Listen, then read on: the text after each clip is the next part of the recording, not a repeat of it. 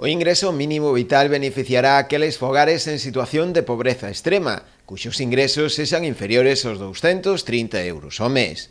A medida foi valorada de xeito satisfactoria dende a plataforma Stop Desafiuzamentos Barbanza, ao tratarse dunha axuda que viñan reivindicando dende hai tempo, como mellor fórmula para loitar contra a desigualdade social. E que pensar que en outros países europeos hai moitos anos que o hai, non? Italia, Portugal, Países Baixos, Alemania, Francia, en fin, xa teñen a renta de ingresos mínimos, e se houve tamén sobre a renta básica tamén teve unha experiencia nos países nórdicos, e bueno, e na realidad que se nos presenta en estes momentos de cara ao futuro é algo normal que teñan que facer para cubrir as necesidades básicas das familias, máxime cando incluso moitas delas hai menores. Temos que pensar que en España hai máis do 20% das familias están en riesgo de pobreza e un de cada 3 rapaces, nenos, menores de edad, están en situación de vulnerabilidade. Na comarca podería beneficiar a numerosas persoas en situación de extrema pobreza. Polo que nós vemos a nivel da Ría de Arousa,